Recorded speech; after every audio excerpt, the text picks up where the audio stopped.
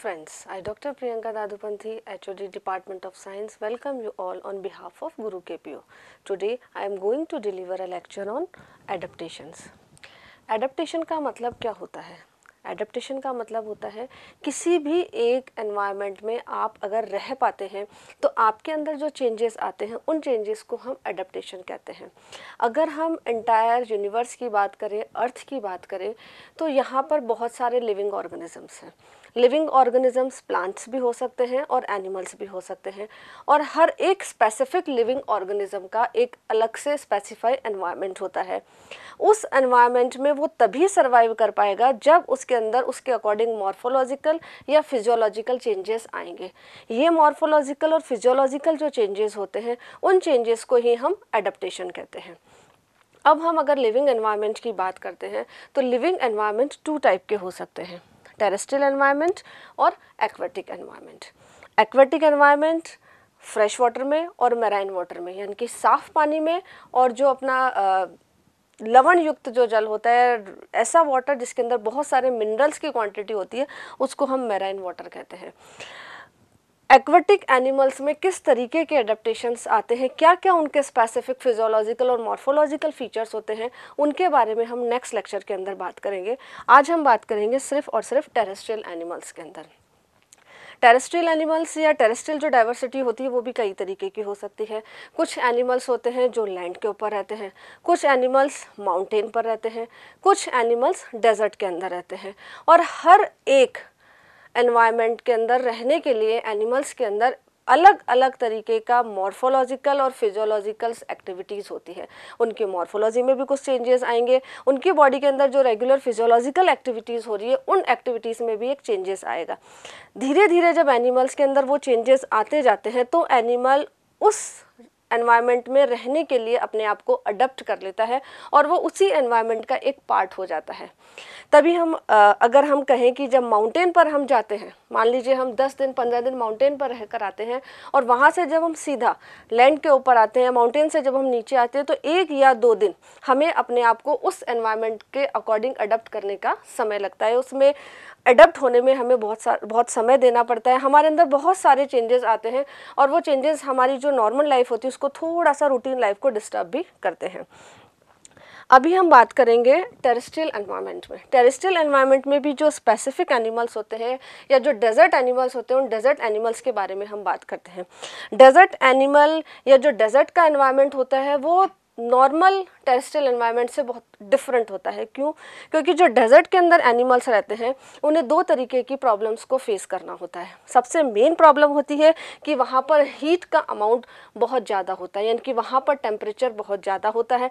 Second, वहाँ पर water की बहुत कमी होती है।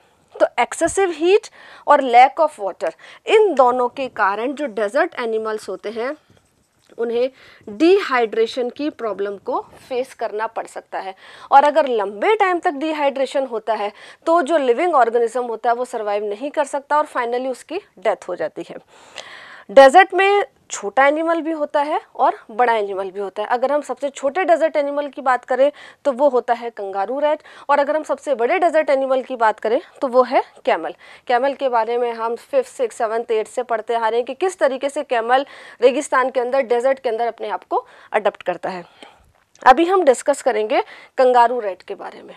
कंगारू रैट दिखने में बहुत छोटा सा एनिमल होता है, बहुत छोटा सा प्राणी होता है, लेकिन उसको भी उस डेजर्ट के अंदर अपने आप को सर्वाइव करने के लिए बहुत सी मेहनत करनी पड़ती है, बहुत सारे अपने अंदर चेंजेस लाने पड़ते हैं, या उसकी जो लाइफ स्टाइल होती है, लिविंग स्टाइल होती है, वो उसके अकॉर्डिंग चेंज हो जाती है। कंगारू जो एनिमल है या कंगारू जो रैट है, ये कंगारू रैट मैक्सिमम टाइम कहाँ पर रहता है? बरो के अंदर रहता है, यानी कि ये बिल बना करके रेगिस्तान के अंदर मैक्सिमम जो डे टाइम है उसके अंदर बिल में ही रहता है। डे टाइम क्यों? क्योंकि डे टाइम के अंदर डेजर्ट के अंदर बहुत ज़्यादा हीट होती है और उस एक्सेसिव हीट के कारण इसकी बॉडी में डिहाइड्रेशन हो सकता है। तो इस डिहाइड्रेशन की प्रॉब्लम से बचने के लिए जो डेजर्ट एनिमल होते हैं या कंगारू रैट जो होगा, वो कंगारू रैट मैक्सिमम टाइम किस में रहेगा, बरो के अंदर रहता है, बिल के अंदर रहता है। अब कैमिल है, कैमिल तो बरो के अंदर नहीं रह सकता, लेकिन कैमिल के अंदर भी कुछ बहुत सारे फिजियोलॉजिकल चेंजेस ऐसे होते हैं, उसके मॉर्फोलॉजिकल उसमें एडेप्टेशन ऐसा होता है जिसके कारण वो अपने आप को उस एनवायरनमेंट में सर्वाइव कर लेता है। ये जो एनिमल दिन भर अगर अपना मैक्सिमम डे टाइम बरो में रह रहा है, बिल के अंदर रह रहा है, तो उससे क्या होगा, इस बरो का एनवायरनमेंट, बाहर का जो टेम्परेचर है वो ज़्यादा है, जबकि धरती के अंदर या सरफेस के नीचे का जो टेम्परेचर होगा वो कंपैरेटिवली कैसा होगा, कूल होगा। हम जब रेस्पिरेशन करते हैं तो रेस्पिरेशन में जब हमारी सांस या श्वास जब हमारी बाहर आती है तो कार्बन डाइऑक्साइड हम बॉडी से बाहर निकालते हैं। उस कार्बन डाइऑक्साइड के साथ बहुत कम अमाउंट में, या हम ये कह सकते हैं उस कार्बन डाइऑक्साइड के साथ वाटर भी बॉडी से बाहर आता है। तो उस बाहर निकलने वाले वाटर लॉस को भी ये जो कूल एनवायरनमेंट है, वो कूल एनवायरनमेंट क्या करता है, बचा करके रखता है। ये बरो में है, रेस्पिरेशन हो रहा है, रेस्पिरेशन के साथ साथ इसमें जो वाटर का अमाउंट है वो भी थोड़ा सा बाहर निकल रहा है, तो उस एनवायरनमेंट के वो जो वाटर है वो उस एनवायरनमेंट को क्या कर रहा है, कूल कर रहा है। कूल करने के कारण इस एनिमल के अंदर डिहाइड्रेशन नहीं हो पा रहा है, इसका जो टेम्परेचर है आसपास का वो टेम्परेचर कैसा हो रहा है, कम हो रहा है। सेकेंड थिंग, ये जो सीड खाता है, जो अपना फूड होता है, इसका फूड होता है फ्रेश सीड्स। इन सीड्स के अंदर जो भी वाटर प्रेजेंट होता है उस वाटर को भी अपनी बॉडी के अंदर यूटिलाइज करता है। रेस्पिरेशन से इसने एक्सेसिव अमाउंट का जो वाटर का लॉस है उसको रोक लिया, इसने सीड के थ्रू अपनी बॉडी के अंदर वाटर को इनटेक कर लिया। लेकिन जब ये कुछ खा रहा है तो एक्सक्रीशन तो होगा ही, बॉडी में वेस्ट प्रोडक्ट भी बनेंगे और वो वेस्ट प्रोडक्ट बॉडी से बाहर निकलेंगे। इन वेस्ट प्रोडक्ट्स के थ्रू भी डिहाइड्रेशन हो सकता है, वाटर बाहर आ सकता है। तो उस को रोकने के लिए इनका जो फीकल मटेरियल होता है, जो वेस्ट प्रोडक्ट होता है, उस वेस्ट प्रोडक्ट में डिफिकेशन से पहले, यानी कि बॉडी से उसको बाहर निकालने से पहले उसमें डिहाइड्रेशन हो जाता है। वो डिहाइड्रेशन कैसे होता है, रेक्टल एब्जॉर्प्शन के कारण। जब रेक्टम में ये इसका वेस्ट मटेरियल होता है, फीकल मटेरियल होता है, तो उसमें से वाटर को एब्जॉर्ब कर लिया जाता है। यानी कि जो बॉडी से बाहर निकल रहा है वो कैसा निकल रहा है, डिहाइड्रेटेड फॉर्म में निकल रहा है, उसमें पानी नहीं है। सेकेंड थिंग, इनमें जो यूरिन होता है, अंदर यहाँ पर किडनी होती है, इनकी किडनी क्या होती है, बहुत एफिशिएंट होती है। तो kidney counter current exchange mechanism के थ्रू भी वाटर लॉस को रोकती है। और इसके अलावा किडनी का जो स्ट्रक्चर हम सभी जानते हैं, किडनी में जो लूप ऑफ हेनले होता है, जो किडनी का स्ट्रक्चरल और फंक्शनल यूनिट होती है नेफ्रॉन, उस नेफ्रॉन के अंदर लूप ऑफ जो हेनले है या हेनले का जो लूप होता है उसकी लेंथ कैसी होती है, वो बड़ी होती है और उसमें एक्स्ट्रा होती है। दैट्स वाई वो क्या करता है, जो यूरिन होता है उसको कंसंट्रेटेड फॉर्म के अंदर कन्वर्ट कर लेता है। तो इस तरीके से इन ऑस्मो रेगुलेटरी एडेप्टेशन को फॉलो करते हुए या इन ऑस्मो रेगुलेटरी एडेप्टेशन के कारण जो कंगारू रैट होता है वो अपने आप को इस डेजर्ट के अंदर सर्वाइव कर लेता है। अब अगर हम बात करते हैं कैमल की, कैमल का बॉडी साइज़ बहुत बड़ा होता है, ये अपने आप को बरो के अंदर तो नहीं रख सकता, लेकिन इसकी बॉडी के अंदर बहुत सी चीज़ें ऐसी होती है जिनके कारण वो अपने आप को उस एनवायरनमेंट के अंदर सर्वाइव कर लेता है। डिटेल में हम इसके बारे में बाद में बात करेंगे, लेकिन आज थोड़ा सा मैं आपको बताना चाहूँगी कि जो कैमल होता है, कैमल्स में जब पानी का लॉस होता है तो ऐसी सिचुएशन के अंदर या पानी की जब कमी होती है तो कैमल यूरिन फॉर्मेशन को बनाना या यूरिन का फॉर्मेशन करना स्टॉप कर देगा या बहुत कम अमाउंट के अंदर यूरिन का फॉर्मेशन होगा।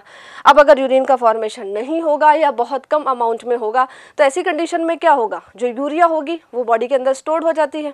अगर आज हम हमारी बात करें, ह्यूमन बींग्स की बात करें, तो अगर यूरिया हमारी बॉडी के अंदर स्टोर हो जाती है, हमारे टिश्यू में स्टोर हो जाती है, तो वो हमारी बॉडी के लिए हार्मफुल होती है। लेकिन कैमल के जो टिश्यूज़ होते हैं उन टिश्यूज़ के अंदर वो कैपेसिटी होती है, वो एडेप्टेशन होता है, जिसके कारण अगर ये यूरिया इनकी बॉडी के अंदर टिश्यू के अंदर स्टोर हो जाता है तो वो बॉडी को कोई भी नुकसान नहीं पहुंचाता है। जब वाटर का अमाउंट बॉडी के अंदर इंसर्ट करता है, पहुंचता है, तो उसके बाद उस यूरिया को यूज़ करते हुए धीरे धीरे यूरिन के फॉर्म में बॉडी से बाहर निकाल दिया जाता है।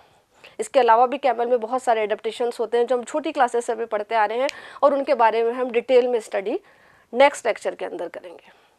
Thank you for watching this video. हमारे साथ बने रहिए ताकि आपको आगे फर्दर और जानकारी और इन्फॉर्मेशन मिलती रहे।